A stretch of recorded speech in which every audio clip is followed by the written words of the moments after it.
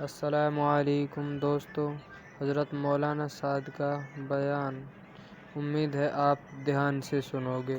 یعنی زمانے کا وہ فتنہ ہے جس نے علم کا، علماء کا وقار ختم کر دیا ہے، اور ایک حرام کام کا تصویر کشی قطعاً حرام ہے، اس کو جائز کہنا تو گمراہی ہے۔ اسے اپنے آپ کو بچائیے، اسے اپنے آپ کو بچائیے۔ یہ ایک ایسا فتنہ ہے جس کو بعض علماء نے میزائل کہا ہے کہ میزائل جو تباہی میزائل آتا ہے وہ اس سے بڑی تباہی سے آ رہی ہے۔ وہ کہتے ہیں موبائل یہ میزائل ہے۔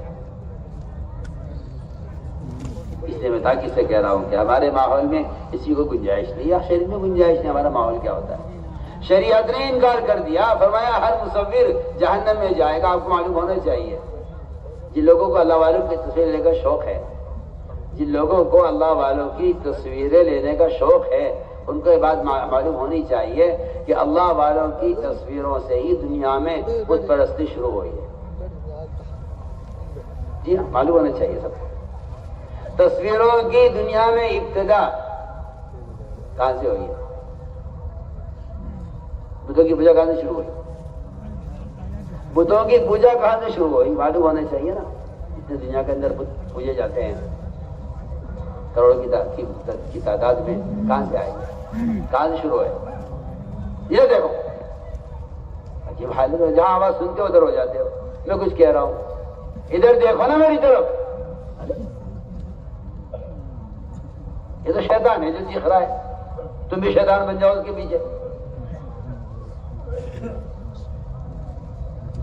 بت پرستی کہاں سے شروع ہوئی؟ یہ معلوم ہونا چاہیے۔ بت پرستی شروع ہوئی ہے اللہ والوں کی تصویروں سے۔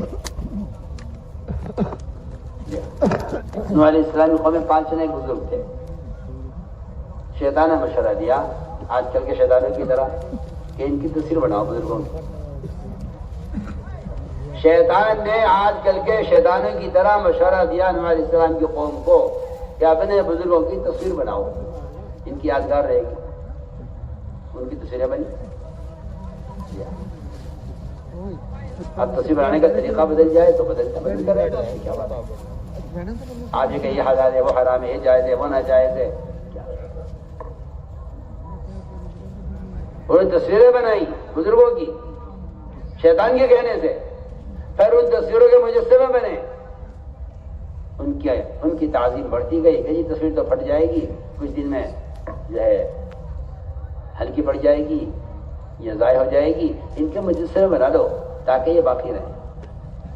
یہاں سے دنیا میں بت پرستی شروع ہوئی ہے۔ میں تو آج بھی کہتا ہوں کہ اگر ان تصویروں سے بت بن سکتے ہیں تو ان تصویروں میں کیا بتوں کی بو نہیں ہوگی؟ کیا ان بتوں کی ضرورت نہیں ہوگی؟ جو تصویر بت کی شکل اختیار کر سکتی ہے، کیا آج ان تصویروں کے اندر بتوں والی ضرورتیں نہیں ہوں گی؟ کسی کا احساس مردہ ہو گیا ہو اور کسی کا ایمانی بیچارے کا کھوکھلا ہو کہ کوئی حرج نہیں ہے تو وہ جانے۔ ورنہ میں نے آپ سے عرض کر دیا کہ دنیا میں بت پرستی کی ابتدا اللہ والوں کی تصویروں سے ہوئی ہے۔ کیوں؟ عجیب بات ہے۔ علماء نے لکھا ہے کہ تصویر بنانا، چاہے موبائل سے بنائے، تصویر بنانا اللہ تعالی کی، اللہ اکبر، اللہ تعالی کی صفت میں، اس کی صفت تخلیق ہے، اس کی نقالی کرنا ہے کہ میں بھی اللہ ہوں۔ زنا کرنے والا، شراب پینے والا، چوری کرنے والا، جھوٹ بولنے والا، غیبت کرنے والا، کسی کو نہیں کہا کہ کوئی اللہ بننا چاہتا ہے، خالق بننا چاہتا ہے۔ صرف تصویر بنانے والے کے بارے میں فرمایا کہ یہ خالق بننا چاہتا ہے۔ جی حدیث ہے، پڑھی حدیث، کوئی خالی باتیں تھوڑی ہوتی ہے یہاں دعوت کے ممبر سے، صاف حدیث ہے۔ جو آدمی کسی بھی طرح سے تصویر بنا رہا ہے وہ خالق بننا چاہتا ہے۔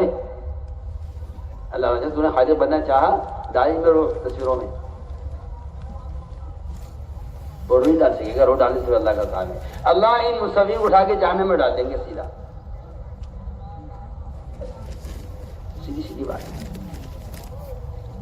یہ لکھا مولانا جو ہے بدر عالم شمس تجوان سننا میں تصویر کشی پر یہ لکھا ہے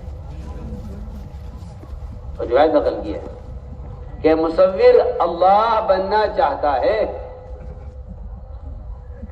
کسی شراب پینے پر، زنا کرنے پر، جھوٹ بولنے پر، غیبت کرنے پر، کسی کبیرہ گناہ پر وہ عذاب نہیں ہے جو عذاب تصویر لینے پر ہے۔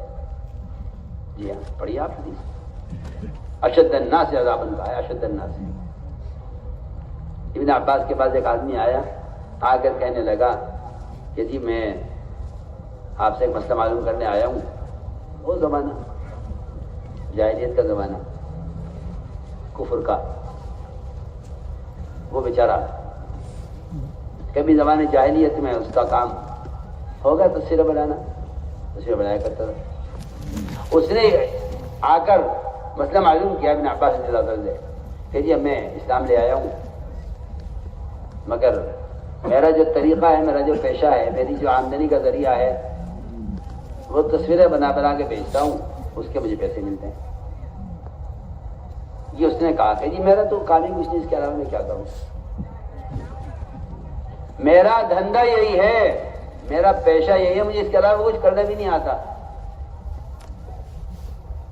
ابھی بچوں کو پالنے کے لیے میرا کام یہ ہے کہ میں تصویر بناتا ہوں، ان تصویروں کو بیچ کر جو پیسے آتے ہیں اس سے میں اپنی گزر بسر کرتا ہوں۔ کیونکہ یہ بات بالکل طے شدہ بات ہے کہ تصویر کا بیچنا بھی حرام ہے، اس کا خریدنا بھی حرام ہے، اس کی آمدنی بھی حرام ہے۔ سن لے کان کھول کے بھی کیا بول رہا، تصویر خریدنا، بیچنا اور اس کی آمدنی سب حرام ہے۔ جس طرح شراب کا بیچنا بھی حرام، خریدنا بھی حرام، پینا بھی حرام ہے۔ جو پیسے اس کی بیچ کر پیسے آئے ہیں وہ بھی حرام ہے۔ اس نے کہا ابن عباس رضی اللہ عنہ سے کہ جی میں کیا کروں، میرا تو پیشہ یہی ہے، میں کیا کروں۔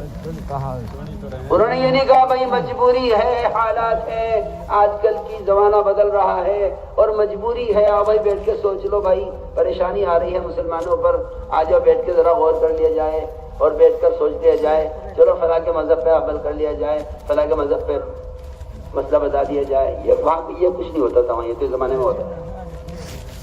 مجبوریوں کا دین کیا، کافروں کے تابع کر دو دین کو اور کہتے رہو ہاں ہم دیندار ہیں۔ انہوں نے یہ نہیں کہا مجبوری ہے۔ ابن عباس نے بتایا کہ تصویر کی آمدنی حرام ہے۔ کیا کہا اس نے؟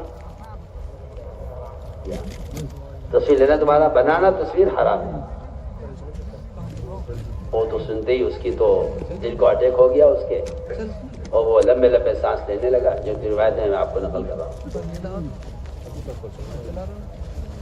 اور اس سے تو پریشان، اور اس پہ اتنا بوجھ پڑا کہ وہ لمبے لمبے سانس لینے لگا۔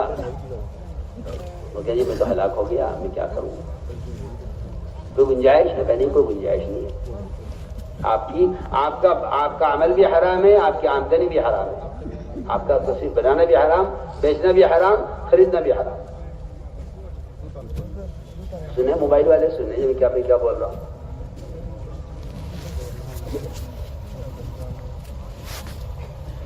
اس نے کہا جی میں کیا کروں، خیر میں تو بھوکا مروں گا، میرے پاس کے علاوہ کوئی راستہ نہیں۔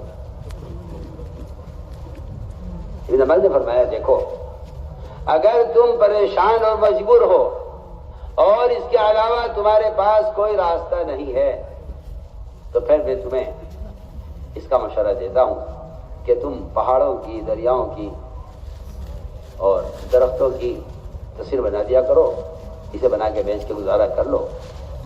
یہ نہیں کہا کہ بھائی تمہاری مجبوری ہے اور تو ہم تمہیں اجازت دے دیتے ہیں تصویر کی، کہ نہیں، تصویر حرام ہے۔ اگر تجھے کرنا ہی ہے یہ کام تو پھر ان چیزوں کی تصویر بنا جن میں روح نہیں ہے، جانور کی، انسان کی، کسی بھی روح والے کی تصویر کا بنانا قطعاً حرام ہے۔ لیکن کیا افسوس اور صد افسوس کہ مسلمان کو بے ادب بنا دیا، یہ کہہ کر کہ یہ کرنا جائز ہے، یہ کرنا بھی جائز ہے، یہ کرنا بھی جائز ہے۔ جی ہاں، اسے بے ادب بنا دیا، اسے ننگا کر دیا، اسے بے ادب بنا دیا۔ اس لیے ہم تاکید سے کرتے ہیں، ہمارا ایسی قطعاً کوئی گنجائش نہیں ہے، یہ فعل قطعاً حرام ہے اور ایسا کرنے والے کو حرام کا گناہ مل رہا ہے۔ وہ جو چاہے باتیں بنا لے، کچھ کر لے، لیکن جو بات ہے وہ بات ہے۔ کریں گے بچے، بچیں گے انشاءاللہ اس سے، بالکل صاف صاف۔ اس طرح میں اس لیے عرض کر رہا تھا کہ یہ سارے کام اللہ کی رضا کے لیے ہوں، اس لیے اپنی نیتوں کو ڈھلتے رہی ہو، اپنی نیتوں کو سامنے رکھیے ہر وقت، کس لیے کر رہے ہو، کس لیے کر رہے ہو۔ ان صفات کو اندر پیدا کرنے کے لیے اللہ کے راستے کا خروج ہے۔